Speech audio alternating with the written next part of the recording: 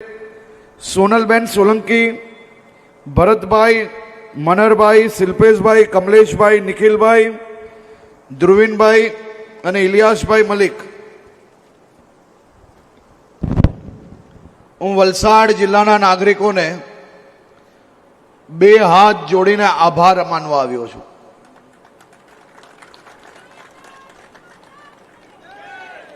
સાહેબ, વંદન કરવું પડે તમને સૌને કે આવી ભારી ગરમીમાં માણસ ઘરની બહાર પગ મૂકતા 10 વાર વિચારે. બધાના હાથમાં કાગળનો પંખો કે હાથમાં રૂમાલ દેખાય છે, તો અહીંયા હજારો લોકો આ સ્થળ પર આવી ગરમીમાં બેસીને આ રાજ્યના વિકાસ માટે, આ ભારતીય જનતા પાર્ટી સાથે આગળ ચાલવા માટે આપ સૌ લોકો આવ્યા છો. તે બદલ બે હાથ જોડીને હું વંદન કરું છું. મને પ્રમુખ સાહેબ કે બધા લોકો, અમુક લોકો છાંયડે બેઠા છે, થોડા તડકો ઓછો થયો એટલે નીકળ્યા છે. મેં કીધું ભલા માણસ, આ હજારો લોકો જે અહીંયા બેઠા છે તેનો આભાર માનવો પડે.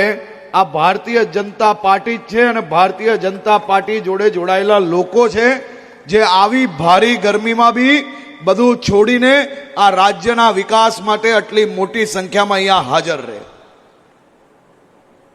હું વલસાડ જિલ્લાના નાગરિકોને અભિનંદન આપવા આવ્યો છું.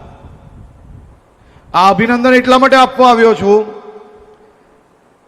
કે વલસાડના નાગરિકો એ રાજ્યના હિતમાં, વલસાડના હિતમાં ચૂંટણી ચાલુ થાય તે પહેલા જ આ ગુજરાત અને વલસાડને બદનામ કરતા લોકોને તમે ચૂંટણી ચાલુ થાય તે પહેલા જ સપાચક કરી નાખ્યા.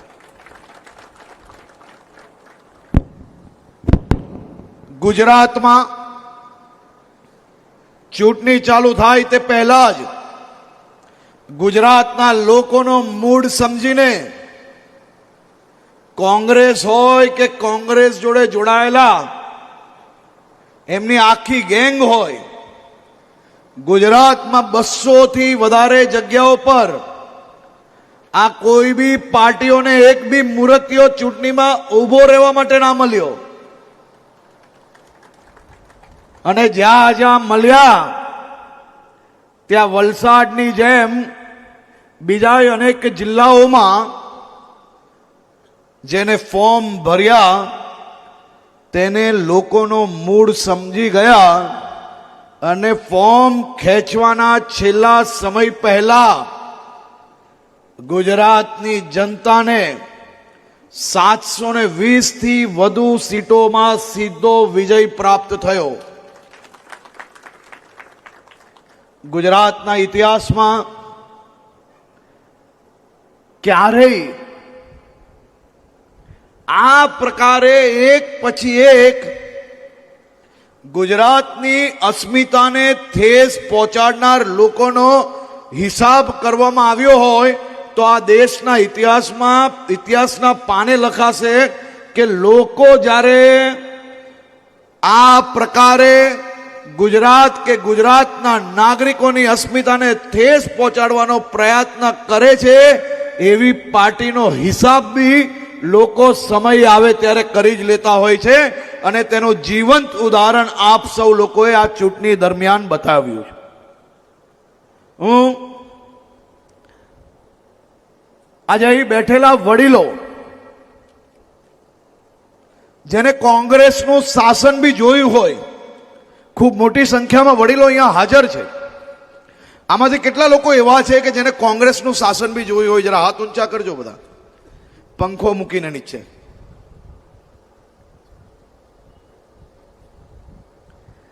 જેને જેને કોંગ્રેસનું શાસન, દુશાસન જોયું છે તે તો બધા જ લોકો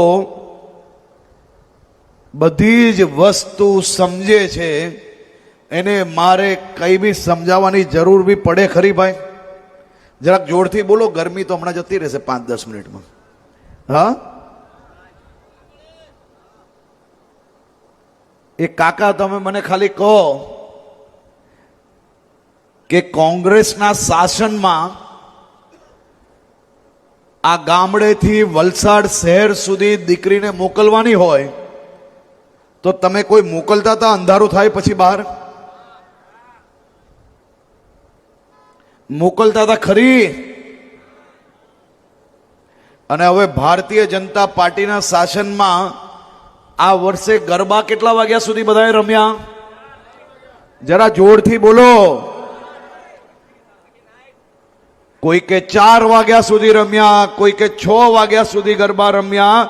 જેની જેટલી તાકાત એટલી માં અંબાની ભક્તિ કરવાનો અવસર એ આજ ભારતીય જનતા પાર્ટીના શાસનમાં મળે.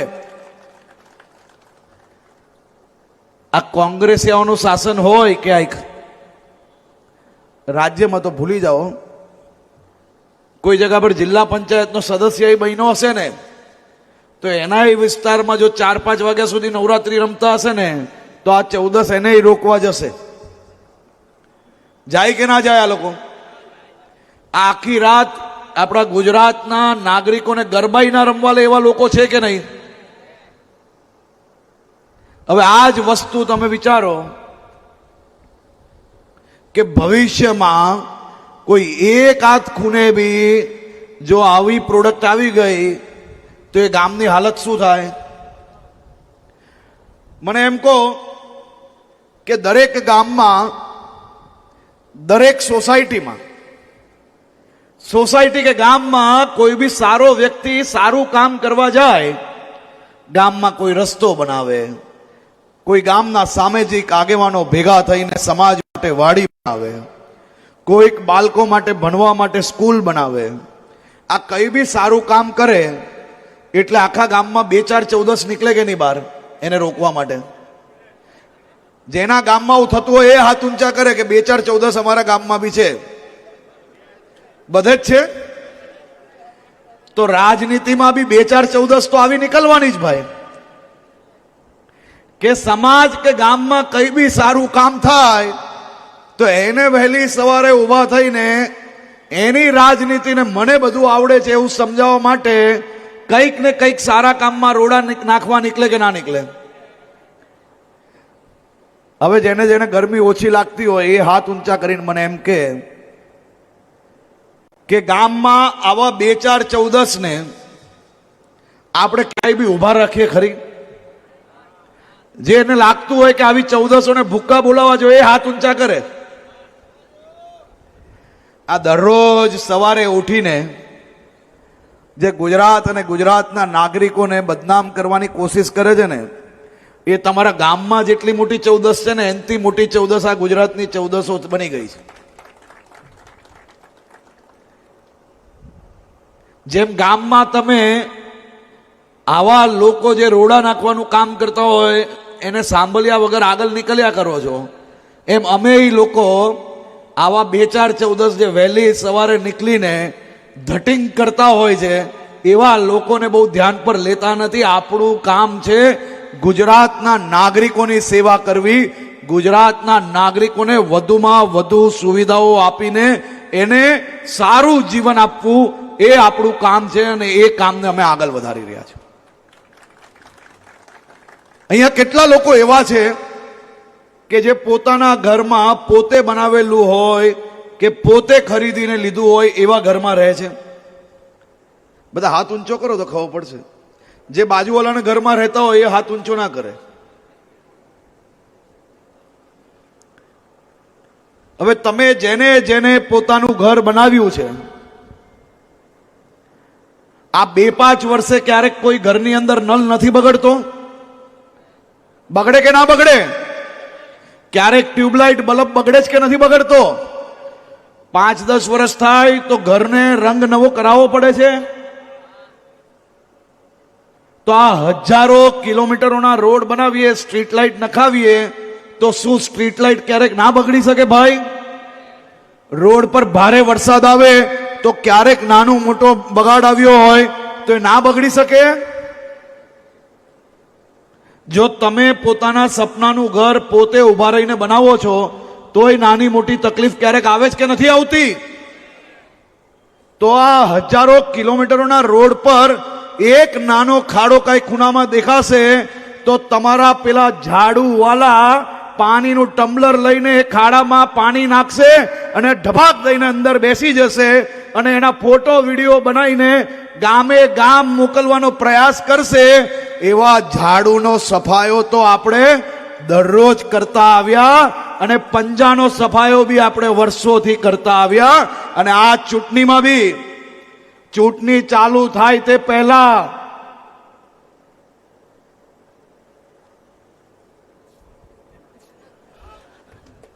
સપા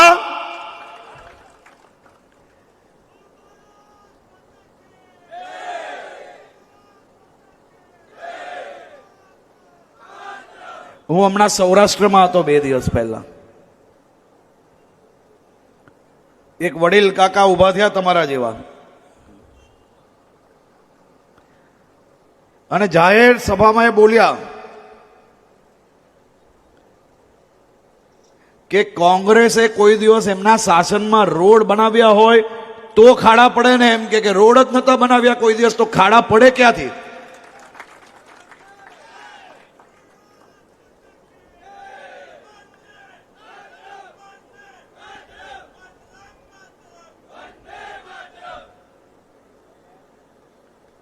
ટાંકી પાણી કોઈ દિવસ ગામ સુધી પહોંચેલું? મારી બહેનો અહીંયા જે વડીલ માતાઓ અને કાકા તમને બધાને ખબર હશે, આ કોંગ્રેસના શાસનમાં ગામમાં પાણી આવતું હતું હે? એ તો આ કાકાઓ ક્યાંથી બોલે, એમને ક્યાં ભરવા જવું પડતું હતું? આ મારી બહેનો બધી અહીંયા બેઠી છે કે છે બા આવતું હતું પાણી ક્યારે ગામમાં? ક્યાં ભરવા જતા હતા? કેટલા સમય લાગતો હતો દરરોજ? આ તો સારું કરો આપણા મોદી સાહેબ ગુજરાતના મુખ્યમંત્રી બન્યા કે ગામે ગામ પાણી પહોંચાડ્યું અને પ્રધાનમંત્રી બનતાની સાથે દરેક ઘર પર નલ પહોંચાડવાનું કામ અગર કોઈ કર્યું હોય તો એ માત્ર ને માત્ર મોદી સાહેબે કર્યું છે.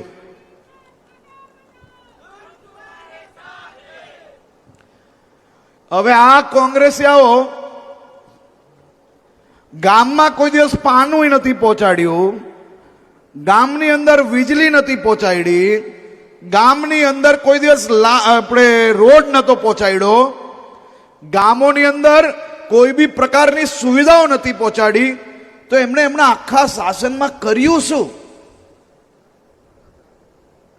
કોઈ હિસાબ માંગી શકે કે ના માંગી શકે? આપણે આપણા ગામમાં વોટ માંગવા આવે તો આપણે હિસાબ માંગી શકાય કે ના માંગી શકાય? હા, માંગી શકાય ને. હવે અહીંયા બેઠેલા લોકોમાંથી ખેડૂતો કેટલા લોકો, જરાક હાથ ઊંચા કરો ને. ઓહો હો હો હો, ખૂબ છે. આ દર વર્ષે મોદી સાહેબ તમને શું મોકલે છે?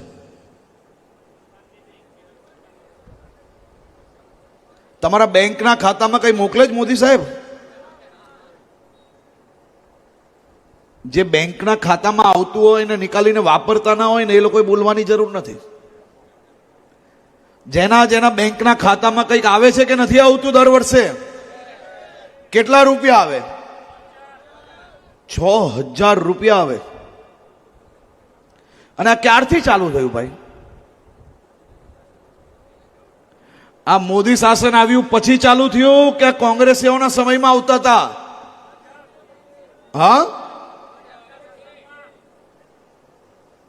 તો આ મોદી સાહેબ આવ્યા તે પહેલા આઝાદીથી જ્યાર સુધી આ કોંગ્રેસીઓનું શાસન હતું ત્યાર સુધી આ ખેડૂતોના હકના રૂપિયા કોણ ચાઉ કરી ગયું? હે? દર વર્ષે 6000 રૂપિયા પ્રમાણે જો 50 વર્ષ, કોઈક રાજ્યમાં તો 2 રાજ્ય ને કેન્દ્ર મળીને 60, તો કોઈક જગ્યા પર 65 વર્ષ, આ 65 વર્ષ સુધી, 70 વર્ષ, 50 વર્ષ સુધી આ કોંગ્રેસીઓએ ગુજરાત નહીં દેશભરના ખેડૂતોના દર વર્ષે 6,000 રૂપિયા ખાઈને એ કોના કબજે ગયું એ પૂછવું પડે કે ના પૂછવું પડે? જો આપણા મોદી સાહેબ દરેક બેંક એકાઉન્ટમાં 6,000 રૂપિયા પહોંચાડી શકતા હોય તો કોંગ્રેસ કેમ ના પહોંચાડી શકે ભાઈ? પહોંચાડી શકતા કે નહીં? હા, તો હવે મારી બહેનો, ચૂંટણીના મતદાન પહેલા આ પંજાવાલા ગામમાં 100 રૂપિયા લઈને આવશે. કેટલા? 100 રૂપિયામાં તમારો મત લેવા પંજાવાલા આવશે. કેટલા 100 જ લઈને આવે છે ને? હા, આ 100 રૂપિયા લઈને તમારી પાસે આવશે ને ત્યારે તમે ખાલી એટલું કહેજો, હિસાબ મારીને કહી લેવાનું કે આટલા વર્ષ તમે શાસનમાં હતા, દર વર્ષના 6,000 રૂપિયા પ્રમાણે મારો હિસાબ આટલો નીકળે છે. તમારા નેતાઓને કહો કે મને આટલા આપી લે તો મત મારો લઈ જજો. બીજું, આ નવી પાર્ટી આવી છે ને આજકાલ દિલ્હીથી, પેલા કોણ આવે? હા,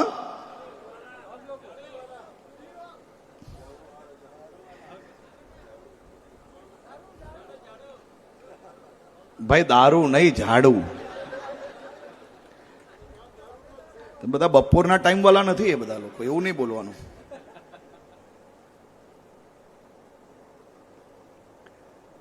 તમને બધાને ખબર છે કે નહીં? 1-2 કરોડ રૂપિયા ઉમેદવાર દીઠ મોકલ્યા છે. એટલે 50-100 રૂપિયા લઈને આવે ને તો થોડા ધમકાવજો કે આમાંય કટકી મારો છો.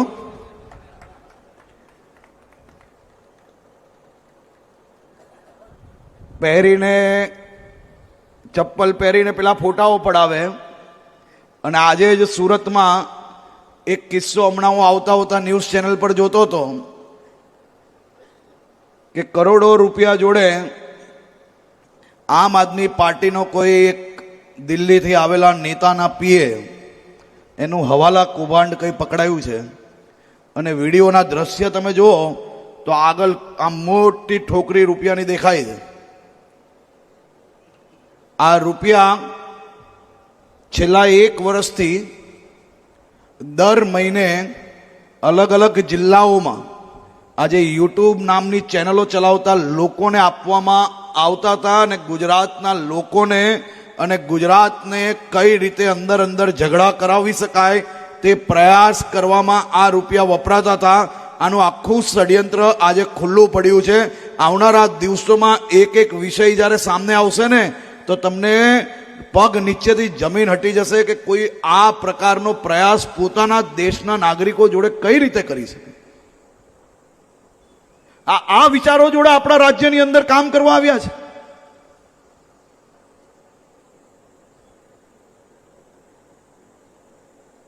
મારા ગુજરાતના ભોલા ભાલા નાગરિકોને ફસાવાનો પ્રયાસ કરવામાં આવે.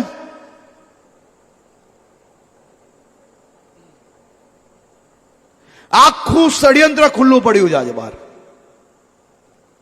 અને દ્રશ્ય વિડીયો એ જોઈએ એટલે આપણે એમ વિચારતા રહી જઈએ કે આ ઈમાનદારીની વાત કરનાર લોકો આટલા કરોડો રૂપિયા રોકડા કઈ રીતે લઈને બેસે છે. ખ્યાલ આવે છે ને હું શું કહું છું? આ ગામમાં કોઈ બી ઘૂસે ને તો સપાચક હિસાબ કરવાની તૈયારીઓ જોડે રાજ્યના હિતમાં, રાજ્યની અસ્મિતાને ને રાજ્યના નાગરિકને બદનામ કરનાર આ એક લોકોને સીધા કરી લેવાની જવાબદારી એ અહીંયા બેઠેલા સૌ નાગરિકોની છે. અને મને પૂર્ણ વિશ્વાસ છે કે આ બાબતે ગુજરાતના નાગરિકો સંપૂર્ણ રીતે તૈયાર છે.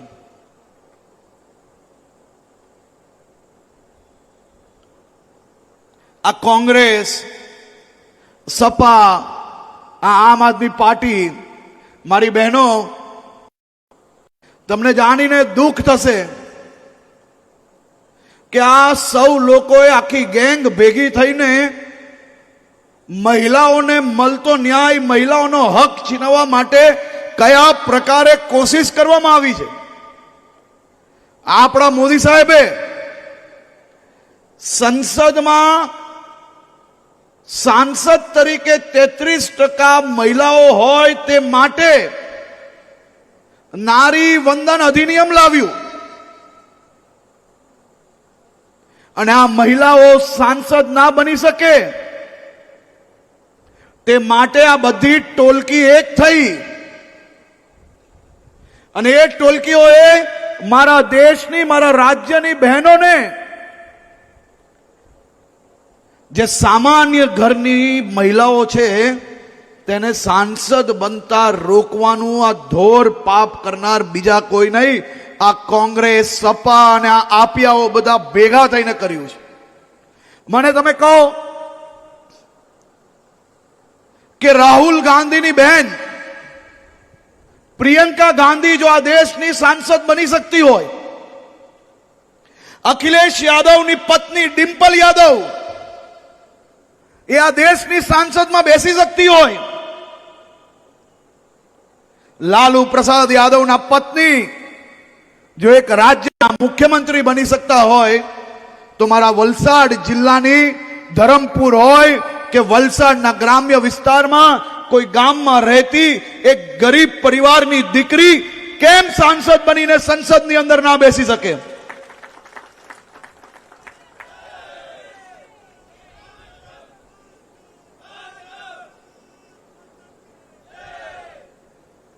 નારી શક્તિ મારા રાજ્યની મહિલાઓ, માતાઓ, બહેનો મહિલા વિરોધી લોકોને ઓળખવું પડશે, સવાલ પૂછવો પડશે. આ વિપક્ષી લોકો ગામમાં આવે ત્યારે આ કોંગ્રેસીઓને પૂછજો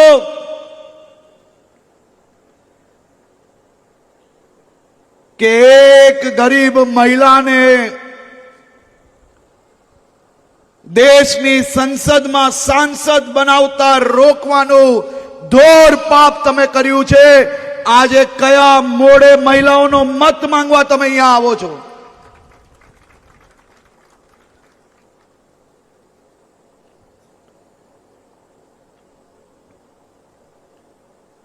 પૂછી શકશો કે નહીં? જેને લાગતું હોય કે એક સામાન્ય પરિવારની દીકરીને બી પ્રિયંકા ગાંધી જેટલો જ હક આ દેશની સંસદમાં બેસવાનો છે, એવી મહિલાઓ આ સવાલ પૂછી શકે કે ના પૂછી શકે? જેને લાગતું હોય એ જ કે પૂછી શકે કે ના પૂછી શકે? આટલા ધીરા અવાજથી તો તમારું આ લોકો સાંભળશે નહીં. આ તો બધા પાક્કા ચીટરો છે. હે, મતપેટી તો વર્ષોથી બતાવે છે, આ લોકોને ક્યાં ફરક પડે? તમે જોયું કે નહીં આ વખતે નવું આવ્યું છે માર્કેટમાં? તમને ખબર છે આ વખતે નવું શું આવ્યું છે માર્કેટમાં? મને કહો. દર વખતે રિઝલ્ટના આગળના દિવસે શું થાય? હા, ઈવીએમ બી થાકી ગયું હવે સહન કરી કરીને. દર વર્ષે ચૂંટણીનું રિઝલ્ટ આવવાનું હોય એટલે આગળના દિવસે આ કોંગ્રેસીઓ આપ્યા, પાપ્યા, તાપ્યા બધા કોનો આરોપ લગાડે?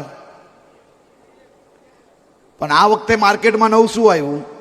ચૂંટણી ચાલુ થાય તે પહેલા એક પછી એક ચારેય દિશાથી ઉમેદવારો સરકવા માંડ્યા, એટલે એ લોકોને સમજી ગયા કે આ વખતે ઈવીએમ વાળું માર્કેટમાં ચાલે એમ નથી, ચાલો નવું લાવીએ.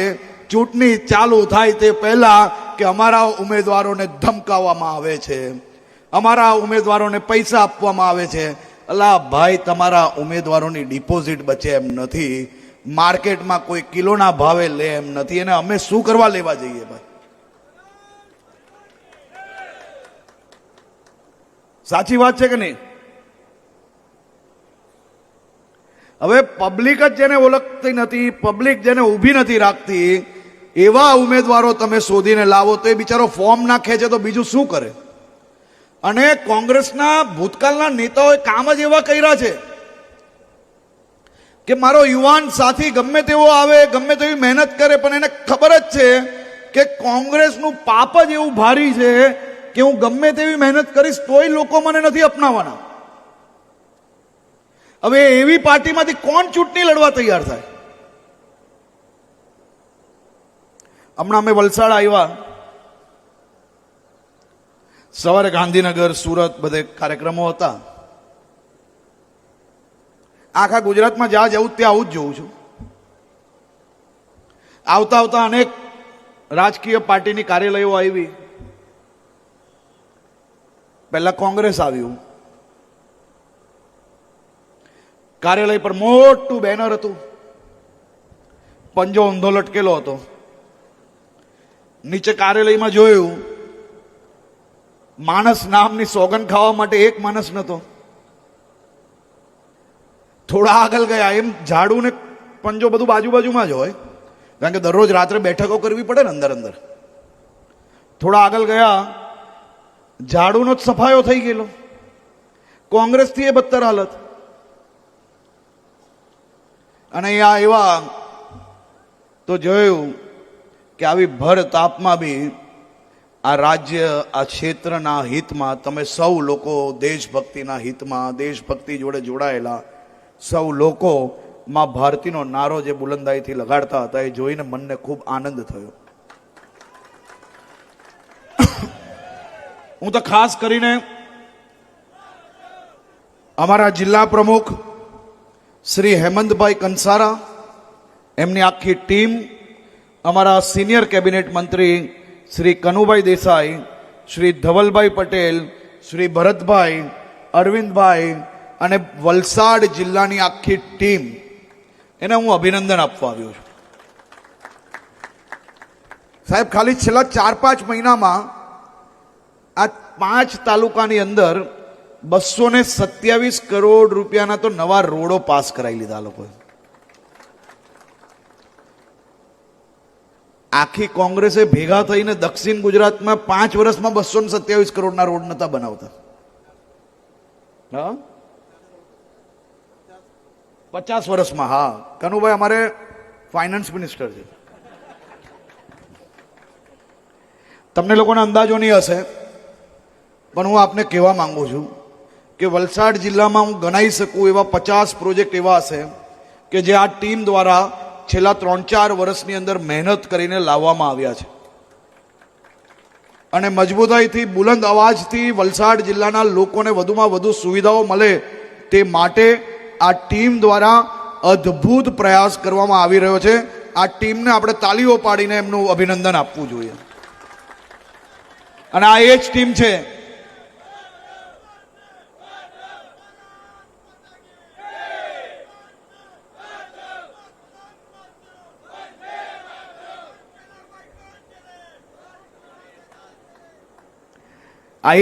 છે જે ભવિષ્યમાં બી આ જિલ્લાના વિકાસની ગતિ હજી વધુ ઝડપથી આગળ વધારશે. મારી આપ સૌને વિનંતી છે કે કોઈ બી ગામ એવું ના રહે કે જ્યાં ભૂલથી બી કોઈ એવો વ્યક્તિનો મત ત્યાં વધારે મળી જાય કે જેના કારણથી એક જિલ્લા પંચાયત, તાલુકા પંચાયત ક્યાંય નથી બનવાની.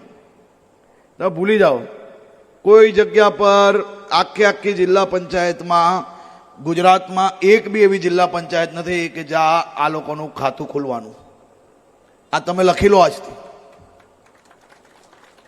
પરંતુ મારું તો એવું કેવું છે કે જિલ્લા પંચાયતની એક સીટ બી અગર તમારા વિસ્તારમાં એ જીતશે ને તો વિકાસના કામોમાં કટકીના મારવાના કારણે આ લોકો દરરોજ કામ અટકાવવાનો પ્રયાસ કરશે, તમારા કામને આગળ વધારવા નહીં લેશે. તેથી કામ અને વિકાસ એ તમારા ગામ સુધી સડસડાટ પહોંચે તે માટે વચ્ચે આવા કોઈ બી લોકો ના ઘૂસે તેની 100% ખાતરી તમે સૌ લોકો રાખજો. મને પૂરો વિશ્વાસ છે